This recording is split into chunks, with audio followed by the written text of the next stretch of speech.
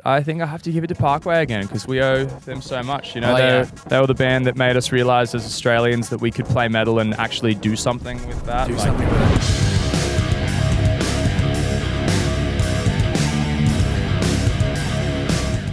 it. Hey, my name is Jamie. My name is Jake. We are Polaris. Yeah.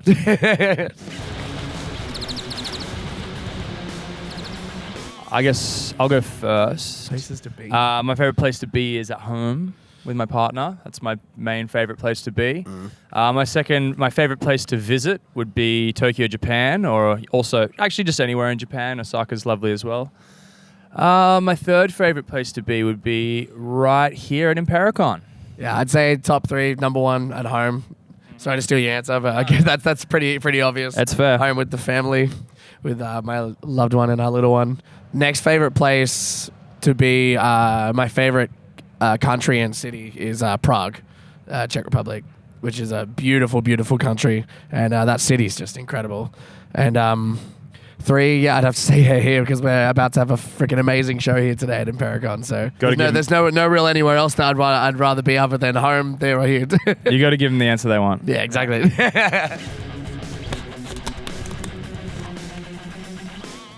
Top three record. Oh, My favourite three albums. Dude, I'm not good with this. no, I got to think quick, and I can't do that. I don't know about my favourite, but three that are all-time that come to mind. There's Channel Orange by Frank Ocean, Because the Internet by Childish Gambino, and I should probably throw a metal one in there as well. Let's say Horizons by Parkway Drive. That thing's untouchable. That's a good one. I'd say a top would be, I forget what record is it. Is it Shadows by The Midnight? The one that has River of Darkness and that. I think it's a lot of playtime. No. That album's called Nocturnal, isn't it? It's Nocturnal. Number one is Nocturnal. Number two, I'd have to say it's Talk's new album. Oh my God, what's it called? You can check your phone. Something The Birds and the Bees. And number three, another Midnight album, I guess. Yeah, any of the Midnight's records are great. So. Be water, my friend. Like that, you see? No, I see. I'd say my mum and my dad. Just keep it two right there, mum and dad. Yeah. Family is obviously one. Inspiring people, that's tough. Big fan of Matt Stone and Trey Parker from South Park. They're absolute living legends. They've inspired me in a lot of ways. Let's count that as two, and my family is the third one. Yeah, that sounds good. I kind of have already given them away before, but The Midnight and Talk, I'd arguably fighting for first place, but I'd say they're 1 and 2. And number 3 in terms of heavy metal, Humanity's Last Breath. They're my top 3. Yeah. Yeah, that's a tough one.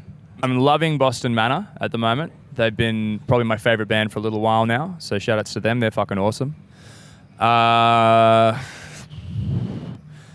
Let's give some love to Rufus, actually. It's a bit, you know, I think it's a bit mainstream at this point, but I've been a Rufus fan since many years. Oh yeah, since well before they took. That's my one band that I can claim. I was like, I was a fan on the EP, baby. Yeah. Like I was listening before they became worldwide massive. You and Ryan loved. You guys would always be going about Rufus's new albums when they come out. Always. I saw their album tour for when their first album came out, and I saw them in Canberra play to like a couple hundred people, and like a year's time later, they were like all over the place. They were massive. So, and favorite metal band, I think I have to give it to Parkway again because we owe them so much. You know, they were the band that made us realise as Australians that we could play metal and actually do something with that. Do something with it, yeah. That if you play metal hard enough in Australia, that maybe you might get to go overseas and do that there as well. So there's a lot of love for them. They put Australia were on the massive part of my childhood growing up. Yeah. You know, just listening to heavy bands. It was always, you know, I'd listen to a lot of bands around them, but it was always about them for me. So yeah, big love to those guys.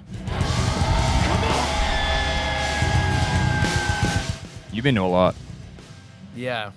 A lot of different types as well. The Midnight back in Australia, I saw them at a place called Oxford Arts Factory in Sydney. That was a really, really good concert. I'd say the number one would have to be the first metal show I ever went to, which was Bullet for My Valentine, Avenged Sevenfold.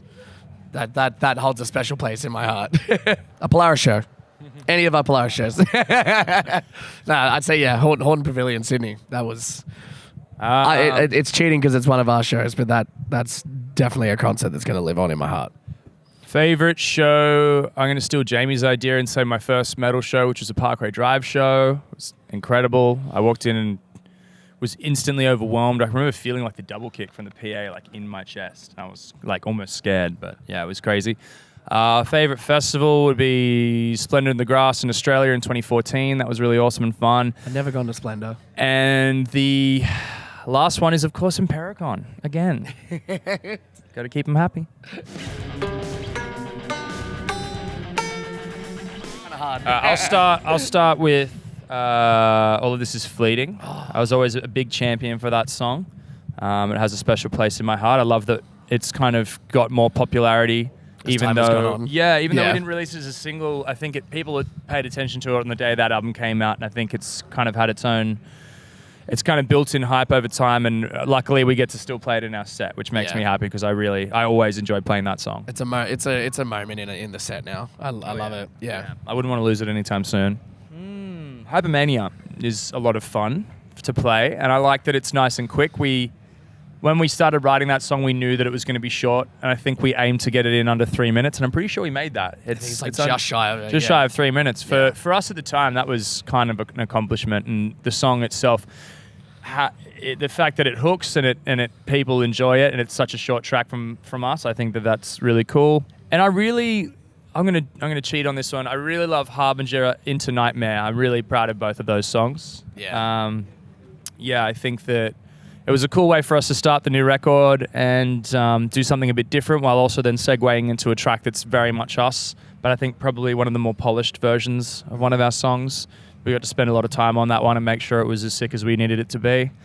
I didn't mention anything from the first album, so people will be mad at me about that, but that's how it is. Oh, actually, do you know what? I had a big part in writing The Remedy, and that's been a big song for us, so I'll throw that one in there as well. I'm cheating. It's like 4 or 5 songs now. I'm going to have to steal number 1 as well. All of This Is Fleeting. That it's a very special song, and as you've already kind of said what I was going to say on it. It's good to see the song get so much love, especially after all this time as well. Number 2, I'm going to say Aftertouch. I think that's a really, really different song for us in a different kind of, I don't know. It's a really, really cool mood, and I like the outcome of how that song came about. We definitely had to channel something different. I cannot wait to play that one live as well. I'm very excited to play that live. The verses and choruses in that one, in the first half of the song, I feel like we were both channeling something from artists that we enjoy but don't often get to try to replicate. Yeah. Artists outside of the metal world. Yeah. I know I was channeling a bit of Rufus Du Sol in those verses, in that first verse and chorus, so that was fun for me. And third, I'd have to say Above My Head.